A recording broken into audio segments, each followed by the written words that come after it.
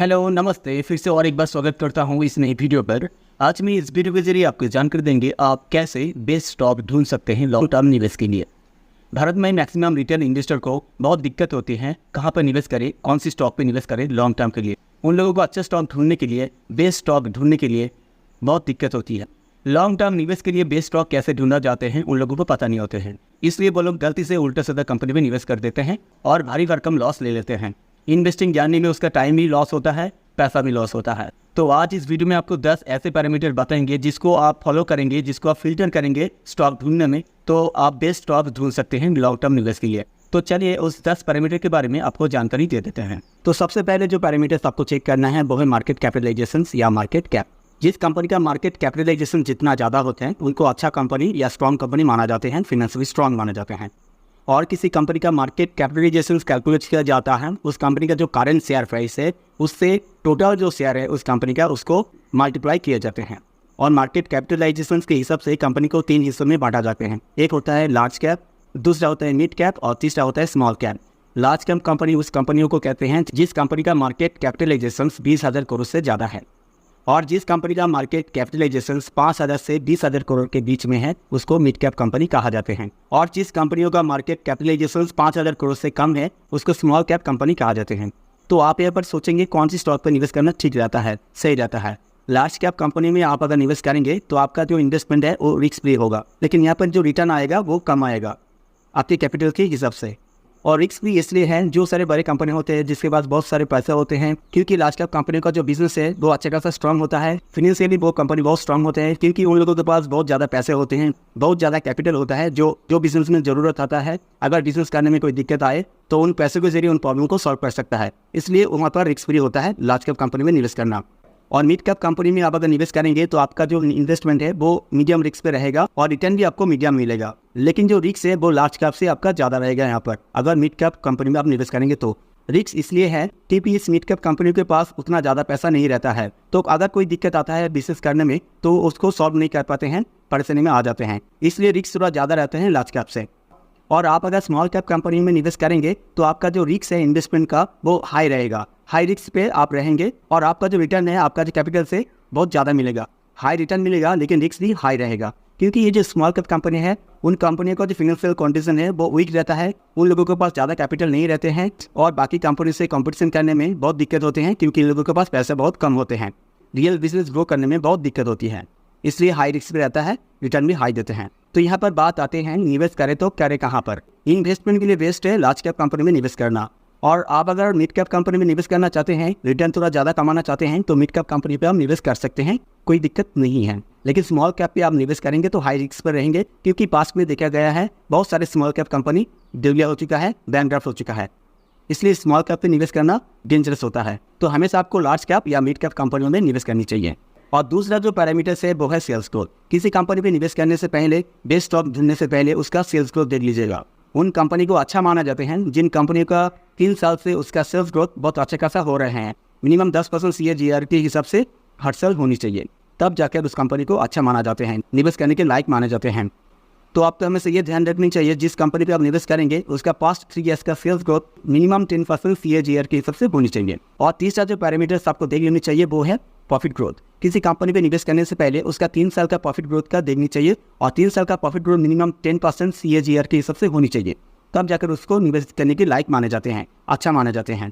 तो आप निवेश करने से पहले किसी कंपनी का 3 साल का प्रॉफिट ग्रोथ 10% मिनिमम देख लेनी चाहिए। उसके बाद जो पैरामीटर्स आपको चेक कर लेनी चाहिए वो है ROCE और ROE। सबसे पहले हम लोग बात करेंगे ROCE को लेकर। ROCE का मतलब होता है return on capital employed. ROCE क्या होता है? हर कंपनी के पास 3 तरीके का कैपिटल होता है। एक होता है इक्विटी कैपिटल, जो कंपनी ने शेयर बेचकर इन्वेस्टर से पैसे गेन किए हैं, वो होता है इक्विटी कैपिटल। और दूसरा है डेट यानी लायबिलिटीज, जो कंपनी ने और से उधर लेकर रखे हैं। और तीसरा है रिजर्व कैपिटल्स, जो कंपनी के पास ऑलरेडी है। और ये तीनों को मिलाकर जो होते हैं उसको कैपिटल एम्प्लॉयड कहा जाते हैं। और ये टोटल कैपिटल को जो कंपनी के पास है उसको यूज़ करके कितना रिटर्न जनरेट कर पा रहे हैं, कितना रिटर्न ले आ पा रहे हैं, उसको रिटर्न ऑन कैपिटल एम्प्लॉयड कहते हैं। तो आज जब किसी कंपनी पे निवेश करने जाएंगे तो ROCE हमेशा आपको देख लेनी चाहिए, मिनिमम 20% होनी चाहिए। 20% से ज़्यादा होते हैं तो और भी अच्छा होता है, फाइनेंशियली स्ट्रॉन्ग माने जाते हैं कंपनी को, लेकिन 20% से कम नहीं होनी चाहिए। और अब बात आती है ROE का। ROE का मतलब होता है return on equity.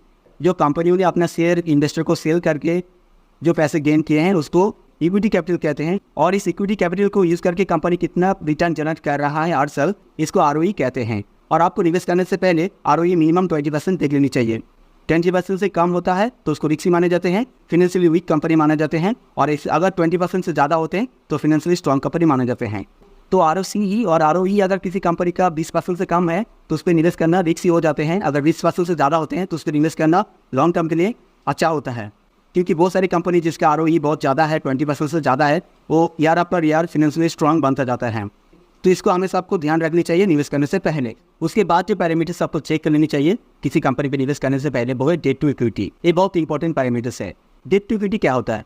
Her company का कुछ ना कुछ डेट होता है, लायबिलिटी होता है, हो सकता है वो कम है या ज़्यादा है। तो डेट टू इक्विटी क्या है? किसी कंपनी के पास जो इक्विटी कैपिटल है उससे ज़्यादा अगर डेट होता है तो उसको रिस्की माना जाते हैं। अगर किसी कंपनी के पास जो इक्विटी कैपिटल है उसके कम अगर डेट है या लायबिलिटी है उसको अच्छा माना जाते हैं। तो एक कंपनी को फाइनेंशियली स्ट्रॉन्ग तब कहेंगे जब उस कंपनी के पास उसका जो कैपिटल है, इक्विटी कैपिटल है, उससे अगर कम उसका डेट होता है, लायबिलिटी होता है, तो उसको फाइनेंशियली स्ट्रॉन्ग कहते हैं। और डेट टू इक्विटी अगर 1 से कम होता है तो उसको अच्छा माना जाते हैं। और भी अच्छा होता है अगर डेट टू इक्विटी अगर 0.5 से कम हो तो हमेशा जब आप निवेश करने जाएंगे किसी कंपनी में तो आपको डेट टू इक्विटी देख लेनी चाहिए, वो 1 से कम है या नहीं। ज़्यादा अच्छा होगा अगर 0.5 से कम हो तो।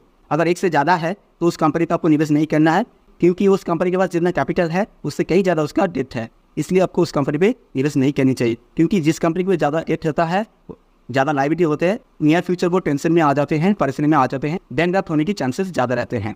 और यहाँ पर आपको और एक जानकारी दे देते हैं, आप अगर फाइनेंस सेक्टर का कंपनी में निवेश करना चाहते हैं जैसे कि बैंक, इस तरीके से कंपनियों में, तो आपको ये जो डेट टू इक्विटी है ये हमेशा आपको ज़्यादा मिलेंगे, तो आप इसको इग्नोर करना है। क्योंकि बैंक का बिजनेस ही कुछ ऐसा है, पैसे उधर पे लेकर उन पैसे को इन्वेस्टमेंट लोगों को देते हैं।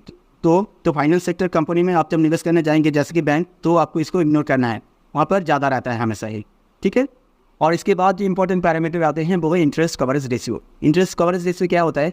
किसी कंपनी के पास जो डेट होता है, जो लोन होता है, जो लायबिलिटी होता है, उस लोन का जो प्रीमियम है ये कंपनी कितने आसानी से मिटा सकता है अपनी इक्विटी कैपिटल से, ये देखा जाता है इंटरेस्ट कवरेज रेशियो के जरिए। इंटरेस्ट कवरेज रेशियो बहुत इंपॉर्टेंट फैक्टर्स है। और आपको निवेश करने से पहले देख लेनी चाहिए इंटरेस्ट कवरेज रेशियो उस कंपनी का मिनिमम 3 होनी चाहिए। 3 से ज़्यादा हो तो अच्छा है, लेकिन 3 से कम नहीं होनी चाहिए। 3 से कम अगर होता है तो ये मतलब होता है कि उस कंपनी को जो अर्निंग्स पर शेयर है उससे कहीं ज़्यादा उसका डेट का प्रीमियम है, लायबिलिटी का प्रीमियम है, उसका प्रीमियम देने में इसको दिक्कत आ रहे हैं। अच्छी कंपनी को प्रीमियम देने में दिक्कत होते हैं, उस कंपनी का बैंकरप्ट होने की और सीज होने की चांसेस बहुत ज़्यादा बढ़ जाते हैं।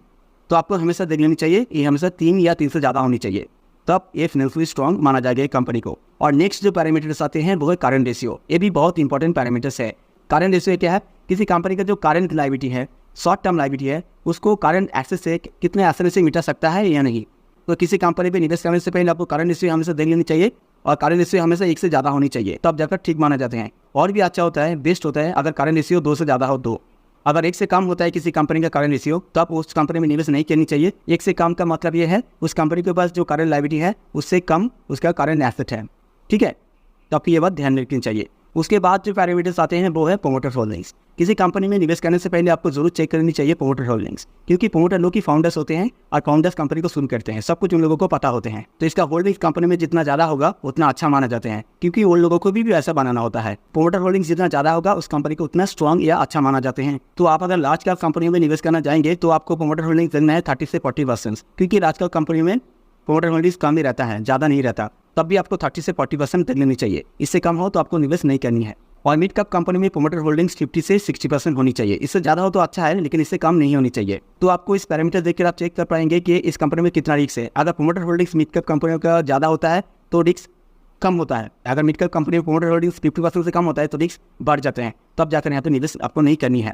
और स्मॉल कैप कंपनी में जब आप निवेश करने जाएंगे तो आपको देखना है प्रोमोटर होल्डिंग्स मिनिमम 60 से 70% होनी चाहिए, क्योंकि स्मॉल कैप कंपनी में आपको पहले ही बताया रिस्क ज़्यादा होते हैं, रिटर्न भी जितना हाई होते हैं रिस्क भी हाई होते हैं। तो मिड कैप कंपनी में अगर प्रोमोटर होल्डिंग 60% से कम है तब आपको उस कंपनी पे निवेश नहीं करना है, ये तो आप फंस जाएंगे। क्योंकि स्मॉल कैप कंपनी को बहुत दिक्कत होती है बिजनेस करने के लिए, वो कंपटीशन में आगे नहीं जा पाते हैं बड़े बड़े कंपनियों से, इसलिए उसका प्रॉफिट जनरेट करना, उसका बिजनेस को ग्रो करना उतना अच्छा नहीं होता, डिफिकल्ट होता है बहुत, इसलिए रिस्क हाई रहता है। लेकिन जो स्मॉल कैप कंपनी ग्रो कर जाते हैं उसका रिटर्न भी हाई मिलते हैं। तो जब आप निवेश करना चाहेंगे तो इस पैरामीटर्स को आपको जरूर चेक करनी चाहिए। और एक बात आपको ध्यान रखनी है, प्रोमोटर होल्डिंग्स आपको चेक करनी है, उसके साथ आपको देखनी है जो प्रोमोटर ने होल्डिंग्स करके रखे हैं उसको प्लेस करके तो नहीं रखे हैं, गिरवी तो नहीं रखे हैं, अगर ऐसा होता है तो बहुत खराब माना जाते हैं। किसी कंपनी में प्रोमोटर होल्डिंग्स ज़्यादा है, लेकिन प्रोमोटर ने उस होल्डिंग्स को प्लेस पे रखे हैं, गिरवी पे रखे हैं, प्लेस रखे हैं, तो प्लेस परसेंटेज 3% से ज़्यादा नहीं होनी चाहिए। अगर 3% से ज़्यादा प्लेस परसेंटेज होगा तो बहुत रिस्की माने जाते हैं, तब जाकर उस कंपनी में निवेश नहीं करनी है। ये बात आपको ध्यान जरूर रखनी चाहिए किसी कंपनी में निवेश करने से पहले। और इसके बाद जो आता है वो है OPM, ऑपरेटिंग प्रॉफिट मार्जिन। ये बहुत इंपॉर्टेंट होता है। कोई कंपनी जो बिजनेस कर रहा है उसका प्रॉफिट कितना आ रहा है, प्रॉफिट मार्जिन कितना है, ये आपको जरूर चेक कर लेनी चाहिए। जितना ज़्यादा OPM होगा, जितना ज़्यादा प्रॉफिट मार्जिन होगा, उस कंपनी को उतना फाइनेंशियली स्ट्रॉन्ग माना जाता है, क्योंकि जितना ज़्यादा प्रॉफिट मार्जिन होता है, जितना ज़्यादा OPM होता है, वो company year after year strong बनता जाता है फाइनेंशियली। तो किसी कंपनी में निवेश करने से पहले आपको देख लेनी चाहिए OPM हमेशा 50% होनी चाहिए, 50% से कम नहीं होनी चाहिए। और भी ज़्यादा अच्छा होता है अगर 20% से ज़्यादा हो तो ये जरूर आपको चेक कर लेनी चाहिए। इससे कम होता है तो उस कंपनी में लॉन्ग टर्म के लिए निवेश के लिए रिस्की हो जाता है, ठीक है। उसके बाद लास्ट में जो आता है वो है PE रेशियो। ये बहुत इंपॉर्टेंट है, इसलिए इसको लास्ट पे रखे हैं। ये वैल्यूएशन रेशियो है, किसी कंपनी का स्टॉक प्राइस कितना ओवर वैल्यू हो चुका है, ये रेशियो आपको बता देगा। PE रेशियो यानी price to earning ratio calculate किया जाता है, उस कंपनी का जो करंट स्टॉक प्राइस है उससे EPS को भाग किया जाते हैं, तब जाकर PE रेशियो निकल के आते हैं। तो जिस कंपनी का PE रेशियो ज़्यादा है, इसका मतलब ये होता है कि उस कंपनी का स्टॉक प्राइस ओवर वैल्यू हो चुका है, ओवर प्राइस हो चुका है। सपोज मान के चलिए किसी कंपनी का PE रेशियो 50 है, इसका मतलब ये होता है इस कंपनी से आपको 1 रुपये पाने के लिए, 1 रुपये लाभ पाने के लिए आपको 50 रुपये लगाना पड़ रहा है। कितना ज़्यादा लगाना पड़ रहा है। अगर किसी कंपनियों का PE रेशियो अगर 20 होता है तो इसका मतलब ये होता है किसी कंपनी में 1 रुपये लाभ पाने के लिए आपको 20 रुपये लगाना पड़ रहा है। तो किसी कंपनी में निवेश करने से पहले आपको जरूर PE रेशियो चेक कर लेनी चाहिए। और किसी कंपनी को अच्छा तब माना जाते हैं जब उसका PE रेशियो 12 से 25 के आसपास होते हैं। 25 से अगर ज़्यादा है तो उसको ओवर प्राइस कहा जाते हैं, तब निवेश करना नहीं चाहिए, उसका स्टॉक प्राइस का वैल्यू बहुत ज़्यादा है। और 12% से कम भी नहीं होनी चाहिए, क्योंकि PE रेशियो उस कंपनी का बहुत कम रहता है जिस कंपनी का बिजनेस उतना अच्छा खासा नहीं चल रहा है। कभी कभार प्रॉफिट ज़्यादा हो रहे हैं, कभी कभार प्रॉफिट नहीं हो रहे हैं, कभी कभार सेल्स ग्रो हो रहे हैं, कभी कभार सेल्स नहीं हो रहे हैं। इस तरीके का जो फाइनेंशियली वीक कंपनी होता है उसका PE रेशियो हमेशा कम रहता है। तो ये बात आपको ध्यान रखनी चाहिए। जब आप निवेश करना जाएंगे किसी कंपनी में तो आपको PE रेशियो जरूर चेक कर लेनी चाहिए, वो 12 से 25 के आसपास होनी चाहिए, तब जाकर वहाँ पर निवेश करना अच्छे समय माना जाते हैं। उससे ज़्यादा हो तो आपको निवेश नहीं करनी है। और हमेशा कंपनी का PE रेशियो उस इंडस्ट्री का PE रेशियो से आपको कंपेयर करना है।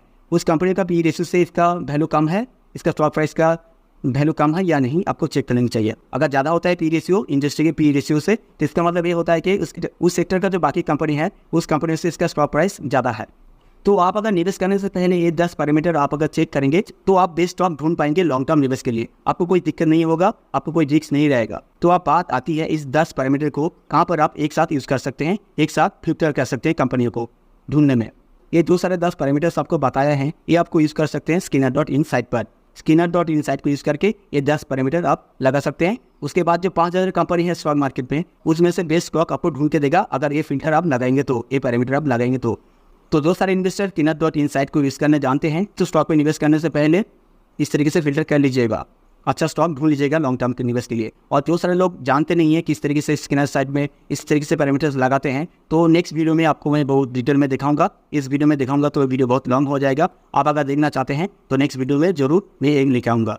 तो आशा करते हैं ये जो जानकारी मैंने आपको दी आपको जरूर काम आएगी आपकी इन्वेस्टिंग जर्नी में। तो फिलहाल आज के लिए इतना ही, मिलते हैं नेक्स्ट वीडियो पर। तब तक के लिए बहुत बहुत धन्यवाद।